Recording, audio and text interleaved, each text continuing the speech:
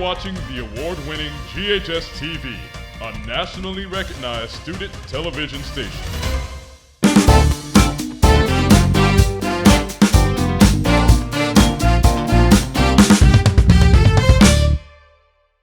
Hello and welcome to GHS-TV's award-winning talk show, Crosstalk.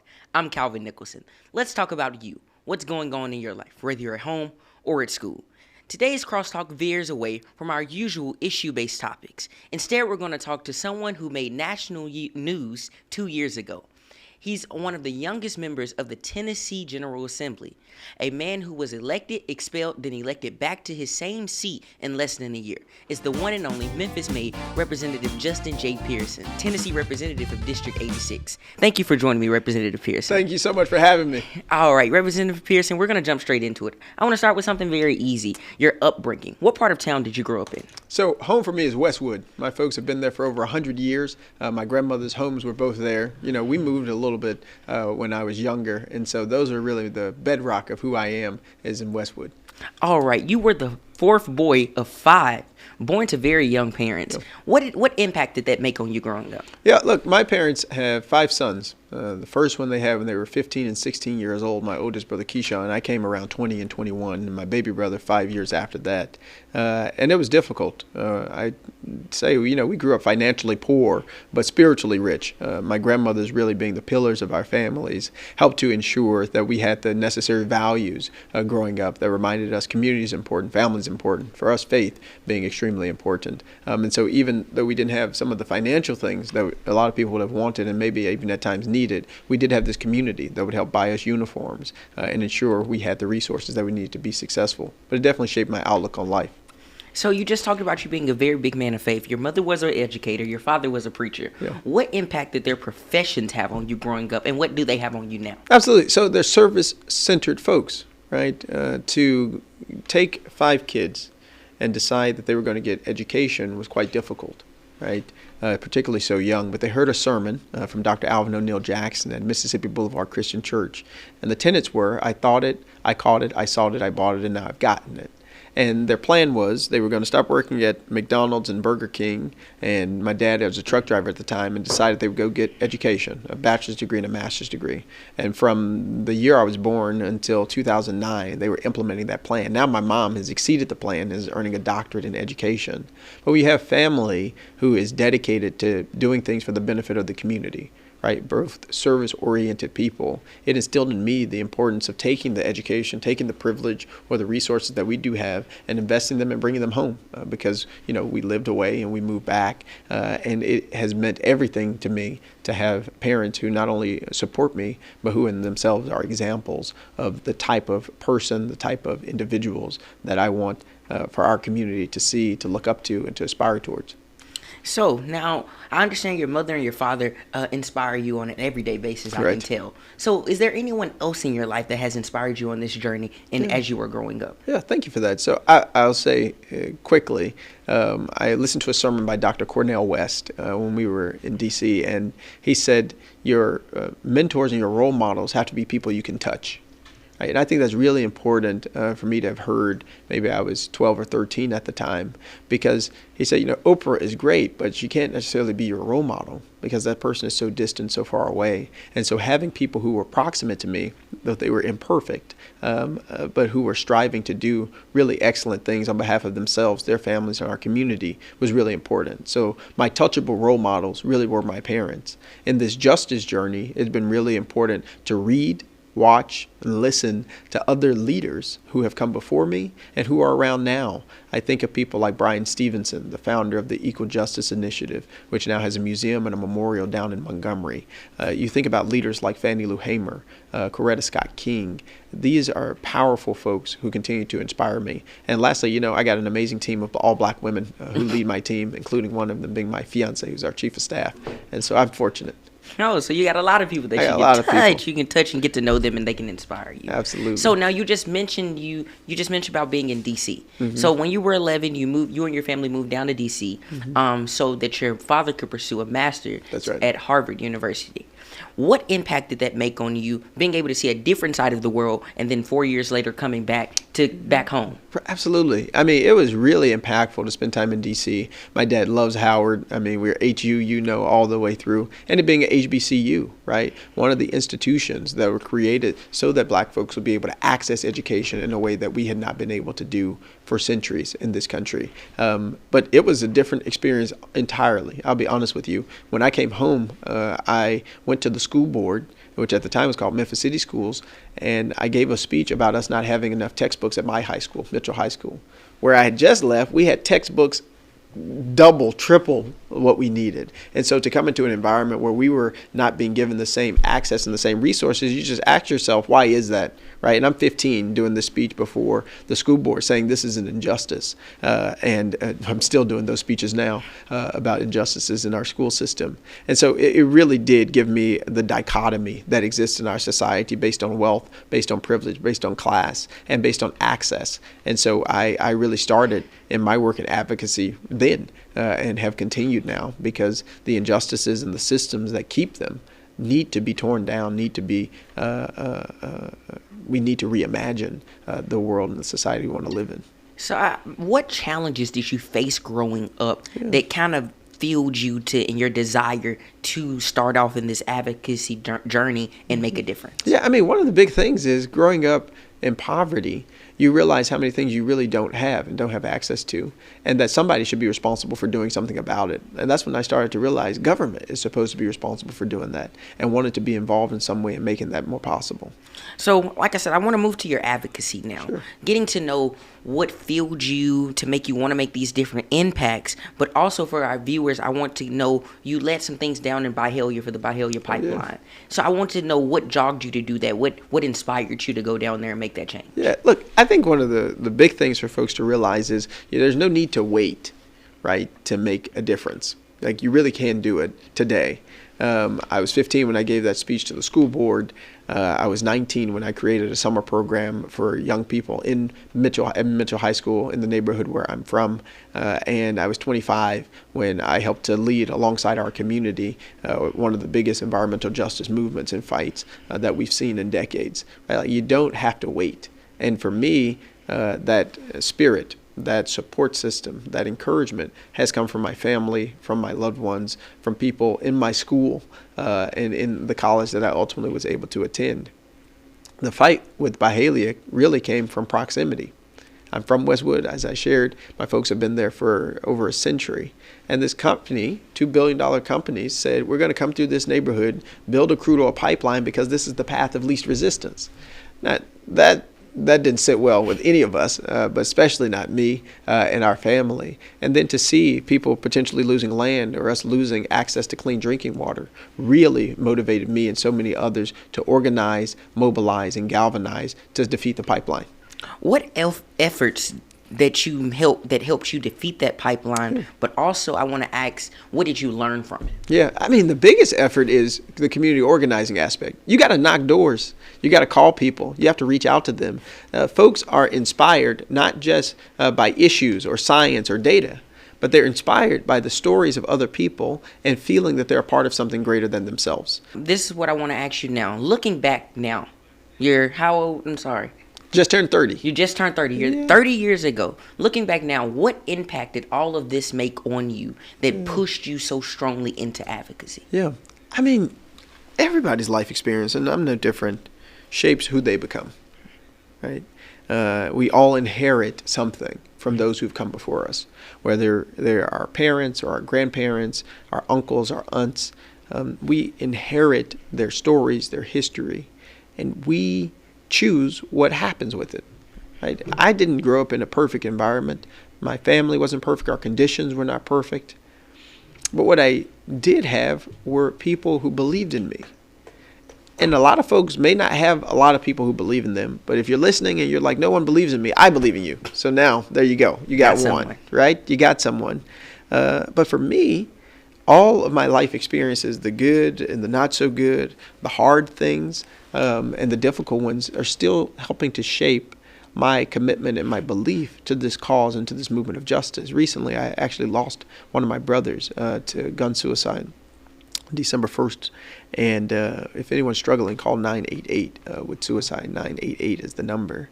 And I'm thinking a lot about how even this tragedy continues to fuel my resolve about the need to do something about access to firearms and gun violence prevention. All the moments that make up who we are and our lives point us somewhere. And we are either going to be the people who say, this has pointed me to a place that I want to quit and I want to be resigned, or you're going to say, this moment has pointed me to a place where I want to make a difference and I want to be a part of something bigger than myself. And that's the invitation of the movement that I'm a part of and the work that we do. It's open to everybody. Well, Representative Pearson, we're going to take a short break, so hold on tight. Okay. We're going to take a short break. I've got a lot more to discuss when we come back, including the Tennessee 3, so stick around. You're watching the award-winning GHS-TV, a nationally recognized student television station.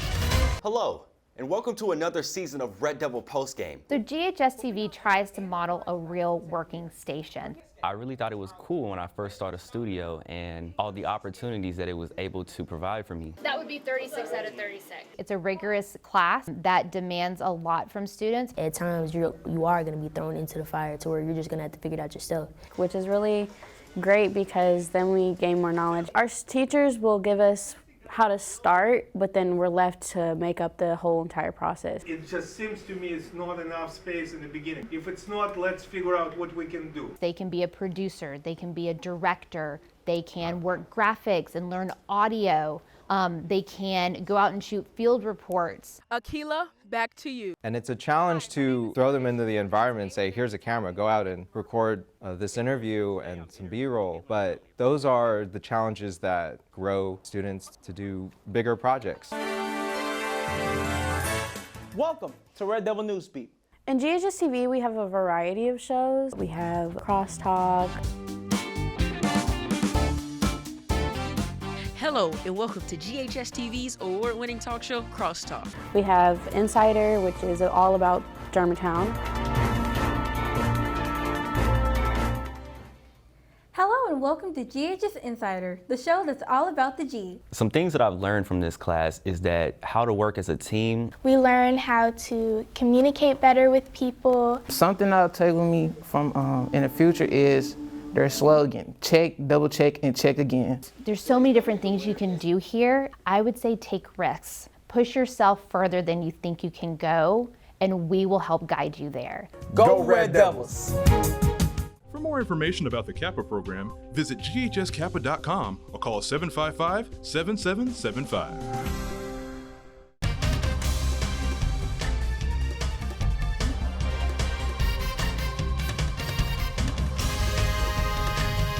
You're watching the award-winning GHS-TV, a nationally recognized student television station.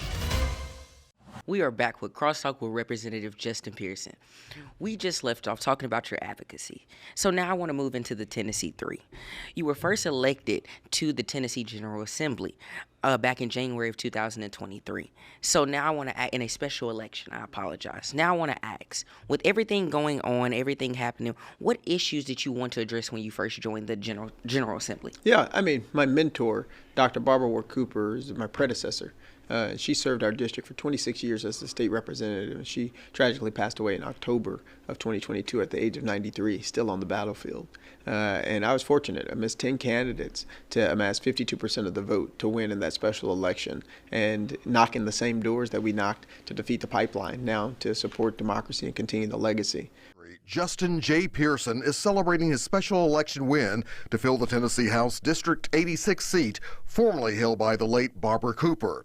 He soundly defeated candidates including attorney Julian Bolton and Tanya Cooper, the daughter of Representative Barbara Cooper. Too many elected leaders are in position, but they do not have people power. We've got people power. A few things that have always been top of mind, and they remain top of mind even today, is environmental and climate justice. Southwest Memphis has 17 toxic release inventory facilities. People are disproportionately dying from cancer or other illnesses that they really should not have if these polluters weren't working in the ways that they are.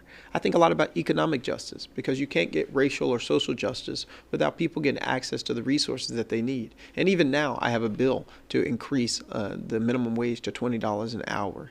And I'm now thinking a whole lot more about gun violence prevention in a way that initially when I ran, I wasn't. I was thinking about public safety. I was thinking about how we would reduce crime, but I did not know how complicit the Tennessee state legislature was in the gun violence that we are experiencing as a state by making more relaxed laws related to this.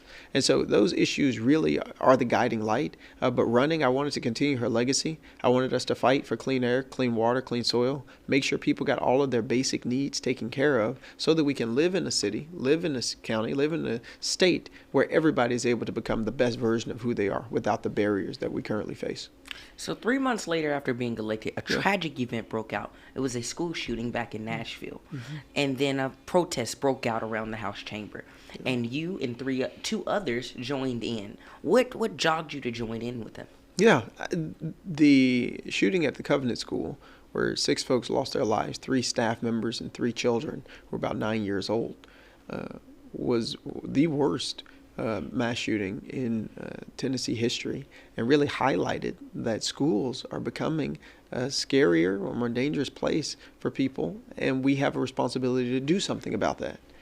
That's what I thought, and that's what I believed. But that Thursday, 7,000 Tennesseans showed up who were your age and were the same age as high school students and younger, all under the age of 18 for the most part. And they were saying we have to do something. We need red flag laws. We need to ban assault weapons. We need to make schools safer. You know, all these really important ideas. And my colleagues looked at them and snickered and laughed at them and made fun of them and didn't take them seriously. And here's the important lesson. There was something about the courage of those 7,000 folks to come and to march on that Capitol in the largest demonstration we've had in recent memory that really gave me courage, Representative Jones, Representative Johnson, courage to do something we may not have otherwise done. And I went up to the gallery before we went to the floor and talked to Oceanae, my fiance, and I said, you know, we do have to do something. And I think this is the action. And my colleagues were willing and did join me in that. Who brings those who've been marginalized and excluded into this place and tells them that you still have a voice, that you still are somebody, and that the movement for love and justice cannot be stopped because we've still got a heartbeat, because we've still got a movement for love that needs us. We've still got people who are calling on us to act and to do something. To all you who still believe that the best days for democracy are ahead. For all of you who still believe that our better days in Tennessee are ahead, I want to tell you that I still believe with you. And how is it that even now amidst persecution, on this Holy Week, after my own brother Justin Jones, Representative Jones, gets expelled from the House, is it that we still have hope and faith and belief in the democracy of Tennessee, faith and hope in the belief in the democracy of the United States of America? How is it that you still have hope, you descendant of enslaved people? So, the House Speaker now wanted you guys, now known as the Tennessee Three, expelled. Right. What was going through your mind, being that put on the table as a whole? What was going through you guys' mind when he said he wanted you guys to be expelled? And you were only there for 3 months? Right, exactly. I had just gotten there. I honestly, I was like, nobody told me in the rules that this would lead to an expulsion, right? And there's something about people changing the rules, right, for their own ends. We are still determined to speak up and to fight on anyhow. Yeah. This is undemocratic. This is wrong. This is the perpetuation of patriarchy and white supremacy. This is what we knew we were up against. But I didn't expect that was going to happen. I mean, maybe there would have been some reprimand, a censure, or something like that. But I never thought that my district would lose its representative. I really didn't. And I thought that was a very extreme response to what we were asking in our peaceful protests, which was that our legislature actually put forward red flag law, actually put forward laws that are actually going to save people's lives. And that's not what they did. And so instead of doing something to end gun violence prevention, they wanted to end the noise, in quotes, right, made by representatives who helped to elevate those issues. So you were expelled, but Yeah. you were brought back 6 days later by the Shelby County Commission. Right. What was going through your mind with that? Did you feel validated? I know that was an exciting time. You expelled me 6 days and now I'm back. Yeah, I mean, the expulsion day was one of the hardest days ever, right? We had my entire family, lots of people from our community were there for 12 hours to witness these proceedings, and I went last as related to the expulsion. And so Representative Jones was expelled, I was expelled, but our white colleague, Gloria Johnson, was not. And so we know race played a factor in this, and we know situations like this are not uncommon for black folk. In the 50s, 60s, and many times before, black people couldn't serve on juries. And so you would walk into a courtroom convicted of a crime, and there would be no one really to defend you. And it was a very similar experience with this public political lynching that we were going through. But to come home and to be met with thousands of people marching down Main Street saying we deserve representation, they can't take our democracy, it did not just validate that we had made the right choice, it validated that what we were fighting for was a worthy and a moral cause. And that's what we have to remind ourselves from time to time, that it isn't just a fight for titles or positions. It's a fight for our values, the values that every person's vote matters, the values and the ideals of our country are worth preserving, the ideals and values that we hold these truths to be self-evident, that all people are created equal and endowed by their Creator with certain inalienable rights, and that among these are life lived in the pursuit of happiness. See, those things aren't just words. They had to be made manifest by our marching, had to be made manifest by the votes that we cast. And the Shelby County Commission, they cast those votes, and I was very happy to return to work. It was just 1 week ago that we sat in the State House on the well of democracy and were persecuted. So setting aside the Tennessee Three, you're one of the youngest people in the General Assembly. Yeah. How does it feel representing Gen Z and representing these young people as a whole? How does it feel being one of the youngest people on the floor? Yeah, it's amazing for me, because the perspective that I'm able to bring is very different than what some of my colleagues who are in their 70s and 80s are able to bring.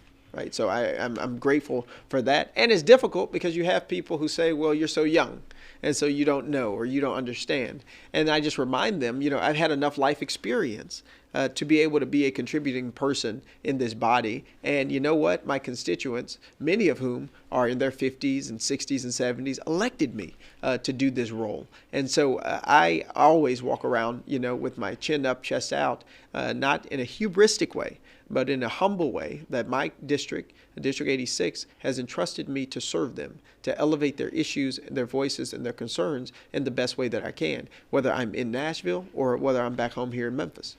So as someone so deeply involved in social change and economic change and things of that nature around Tennessee, what goes through your mind, and what are the hopes for the future going forward for the generations to come? My biggest hope is that more young people join this fight.